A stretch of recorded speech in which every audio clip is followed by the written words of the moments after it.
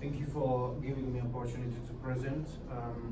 It was definitely a interesting challenge. So I'm Sanket Kachole. I'm presenting on behalf of our team.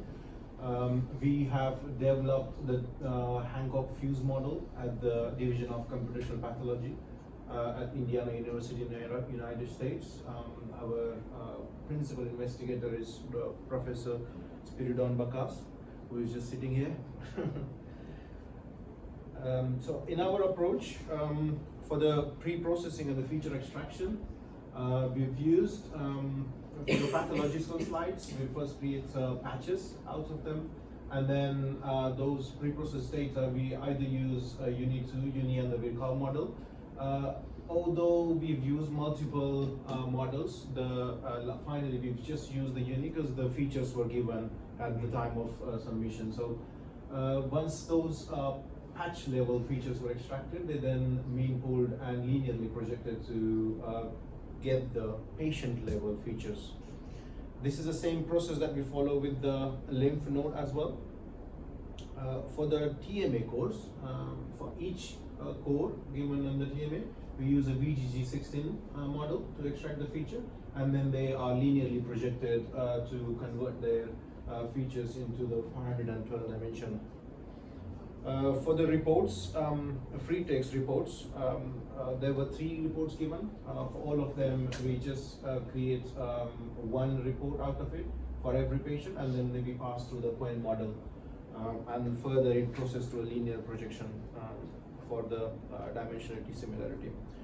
Then for the tabular data, clinical, pathological, and the blood tables, we select the attributes first. And those selected attributes were based on number of empty values or the non-values available. If there are more than 90% data is missing, then we just drop those columns. Then they further encoded and created the feature vector. So from this stage, we get the features of every modality.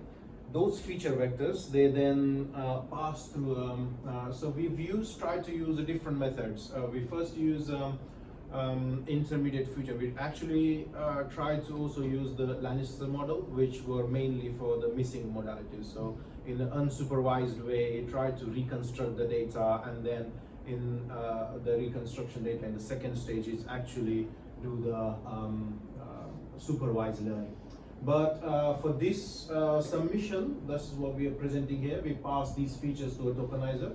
Tokenizer basically treats every modality as one token. So it first maps these features into a shared latent space. Once these are mapped into a shared latent space, they then stack together vertically. And then they passed into a transformer. Transformer is a multi-stage transformer, having a multi-head self-attention and the gale as activation, which then pooled and passed into a classifier for the survival or the recurrence task. So in our internal evaluations, we tried to do some modality-based ablation study. For tabular data, indeed, we got we were getting the quite promising results, almost 80% results.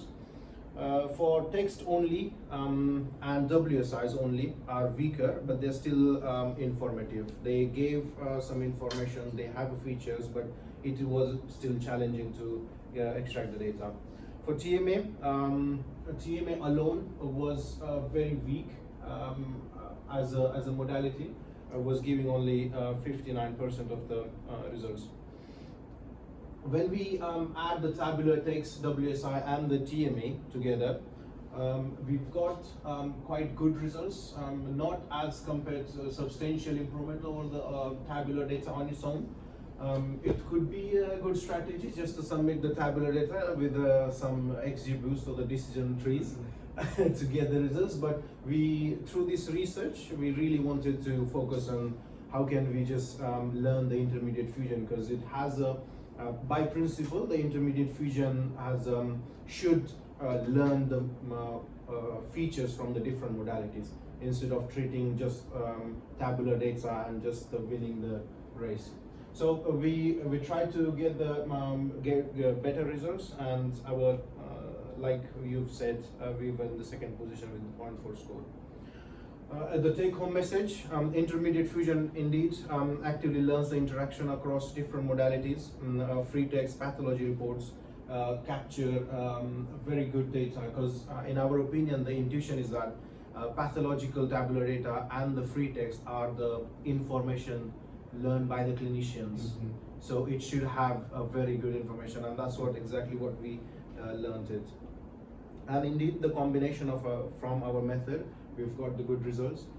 Thank you for all our team again, and thank you for the organizer for providing such good data. Thank you. Questions? Because I would have, yeah, Julia, go for it. Yeah, maybe how did you cope with the unbalanceness of the data set? Because you have like a very high amount of non-deceased people and stuff like that. Did you account that during the training process? So did you know? We did not. That's why you see in the results that even though people get the good accuracy, but the F1 scores was really dropped.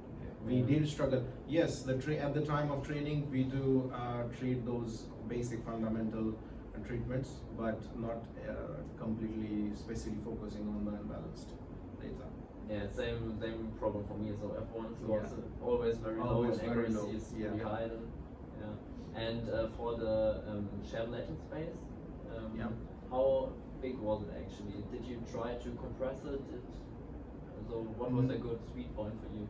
So it was 576 times the 5 modalities. Ah, okay.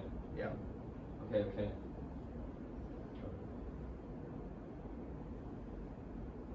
Questions from the audience? I want to briefly talk about what you just said, is about what the clinicians learned from the data.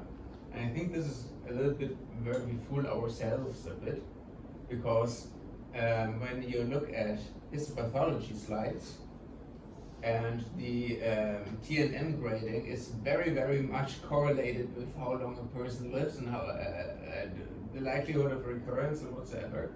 And the TNM grading is derived from the histopathology slides and is more or less available, right? That means actually the first step we would need to figure out, and we also looked at at some of the embeddings, and I'm pretty sure you looked at that as well. Is how much do these embeddings, or like your VGG16 embeddings, actually correlate with the clinical data?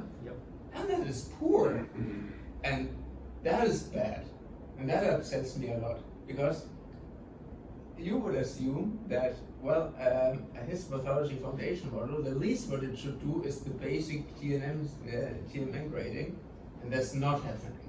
Yeah. And the question for you: how did you decide on VGG16?